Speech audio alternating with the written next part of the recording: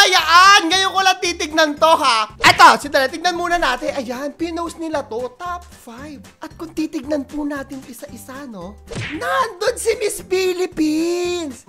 I think si Thailand yung official na nakapasok na wala dito. So, nagtatanong talaga yung isang kabaklaan talaga. What is the meaning of this? Na mali lang ba ng pagka-edit?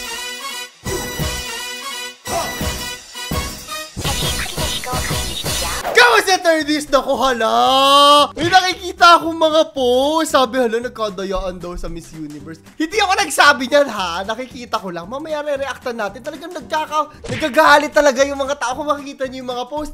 Ano, sinasabi, cooking show, ganyan.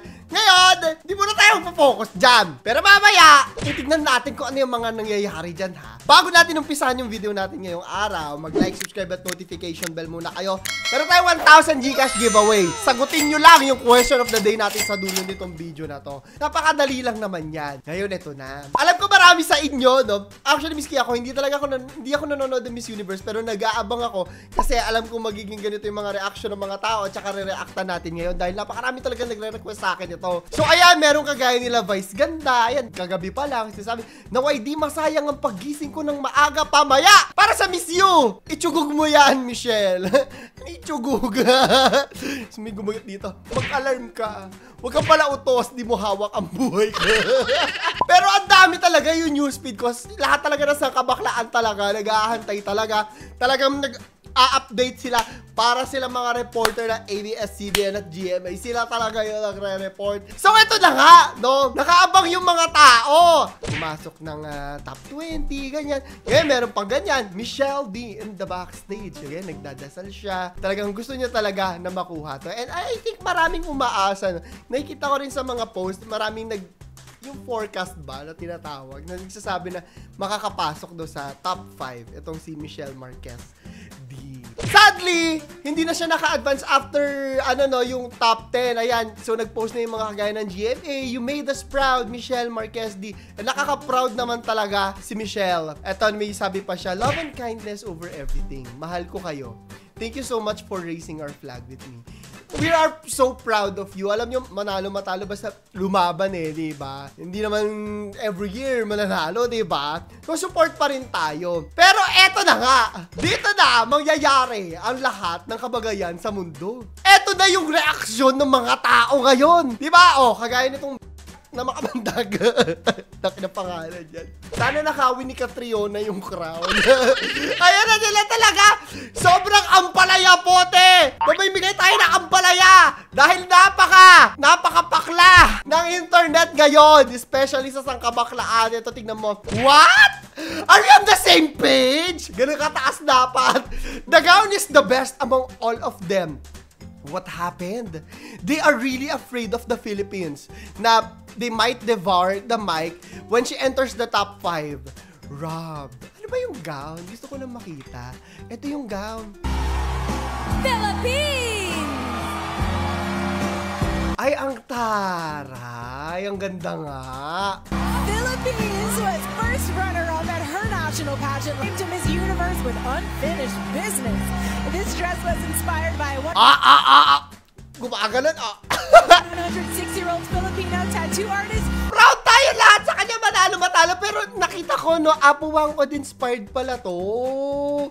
Kaya pala parang, batik ba yung tawag doon? Pakitama ako, yung sa tato. Ayan.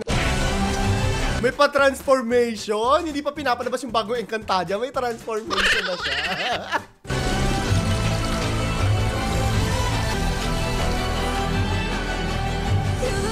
Ang taray! Ang ganda! Props dun sa gumawa kasi maganda talaga siya. Nakakatuwa talaga. Tingnan na natin ulit yung reaction ng mga tao. Sabi din.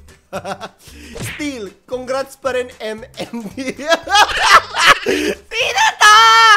Sino to, Michelle? Di na tate!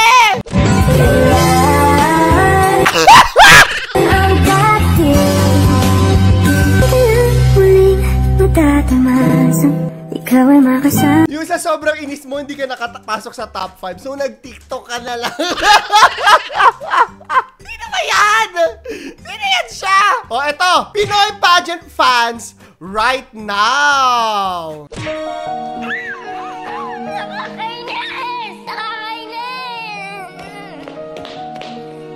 Wawala talaga. Dati pa yan, di ba maraming reaction video ng mga bakla nagwawala pag hindi na nanalo ang pambato natin talaga sa Miss Universe. Every year yan. Miski sa akin, ang dami nagre-request na reactan ko talaga to every year. Kaya napapasunod na rin ako. Pero marami talaga mga tao no, na personal talaga sa kanila. Especially dun nga sa LGBTQ community. Talagang personal talaga. May nakikita ko, nababasa ko ng mga comment nung naghahanap ako ng mga memes.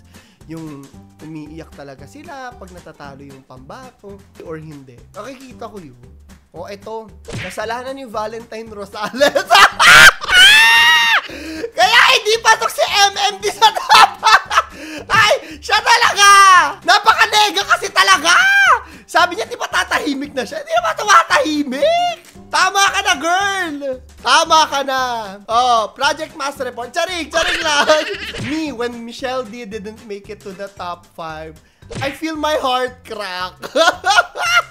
Di ata ako papasok bukas. Nanlalambot ako. Do you sure? Ewan ko sa inyong lahat.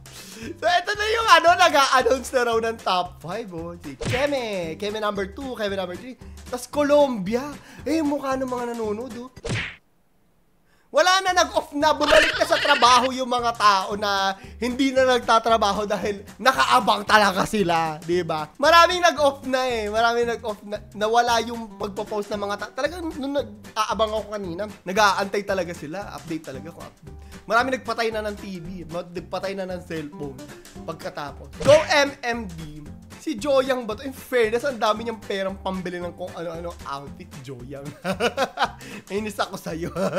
O, eto pa. Pampalubag loob daw. Catriona Gray, full performance. Iba kasi talaga. Ako hindi ako nahilig sa pageantry. So, hindi ko alam yung standards. Paulit-ulit ko sinasabi. Pero nung pinanonood ko si Catriona talaga, alam mo yung may lande. Bawat pitik ng kamay. Bawat apak. May landi talaga sa camera. May landi sa audience. Naintindihan nyo ba ako? May certain landi na parang, ay shit, panalo na to. May ganong energy talaga siya. Ay, parang nag-aabang na lang ng corona, ganun. Alam niyo yun. Michelle D. Marquez, top 20, the first cut of the competition. Wala na to. Tapos na, nasa top 5 na tayo. Hindi na nga nakapasok. Ngayon mo lang idinagay, klaro. Eto na, te! Eto na! Yung part na dayaan! Ngayon ko lang titignan to, ha? Eto, sandali, tignan muna natin. Ayan, pinost nila to, top 5. At kung titignan po natin isa-isa, no? Nandun si Miss Philippines! I think si Thailand yung official na nakapasok na wala dito. So, nagtatanong talaga yung isang kabaklaan talaga. What is the meaning of this? Namali lang ba ng pagka-edit? Ito yung pinagtataka ko, ha? May teorya ako, pero of course, teorya ko lang to, hindi to totoo. Abangan natin yung sasabihin nila. Sabi, Miss Universe, namali ng post, source, official IG page na Miss Universe 2023. So, legit na i-post to, ha? Yun din talaga yung concern ko. Baka naman edited lang. Imbis na Thailand ang nailagay, ay Philippines ang nandito. Ngayon, deleted na. Photo credit to the real owner of Hey Adam G2. Ito yung ko, kasi dalawang post yan, no? Ibig sabihin, ako teorya ko lang to hindi ko sinasabi ng daya, pero ibig sabihin parang ginawa na-edit na, alam na, tas iba yung na-i-announce. Alam naman natin, di ba? Meron po history yung Miss Universe na iba yung na-a-announce. So, callback tayo kay Pia Guanyo. Pia Words Back! Ano ba naman yan? Klaro. Callback tayo kay Pia Words Back. At saka hindi na rin bago yung mga nagkakamali ng announcement, di ba? Meron pa yung sa FF scandal, di ba? Yung mga dayaan ganun keme. So, yun yung hula ko. If this was made beforehand, ibig sabihin, if dalawa yung nag-e-exist na promotional material, ayan, dalawang top 5, magkaiba ng layout. Ibig sabihin, this was made beforehand, no?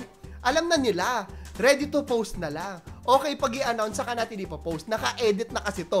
Hindi yung pag-post pa lang, saka i-edit. Ayan na siya. Hindi rin kasi malabo na last minute, nagkakaroon ng pagbabago ng mga idea. Hindi ko alam, ha? Hula ko lang. Please correct me if I'm wrong. Pero dahil dito talaga, nagkakagulo yung mga tao. Lalagay namin dito if may statement yung Miss Universe dahil Tanghali po namin film to. At so far, habang nagfi-film ako, kaka-check ko lang din, wala silang official statement pa. So kung meron, ayan, lalagay namin dito. Ayan siya. Pero so far, wala. Wala kami nalagay. Ibig sabihin, wala. Nagkamali lang, pati si Max Collins nag-post na. Edited lang ba yan? Tanong nung isa, dapat kung magpo-post ng ganyan, dapat may backup evidence na totoo yan. At pinakita nga na official to. May nagsabi pa, ang dami pong nakakita niyan. Dinilit agad. So yun. Ito pa, may mga tanong pa, hala, ba't ganito? Pasok sa top 5 yung Philippines pero sa announcement, wala. Edited ba yan? Na-magic pa tayo ng owner ng Miss Universe. Ay, may mga politika-politika pa silang sinasabi pero hindi ko na po alam yung backstory doon. So ito yung ating question of the day. Para sa 1,000 Gcash giveaway, kung gusto nyo sumali na sa ilalim yung mechanics. Sa tingin nyo ba, may posibilidad nung dayaan or pagkakamali ng announcement? I-comment nyo sa ilalim. So, yun lamang po. Ito si Clara the Third. Nagpapaalam.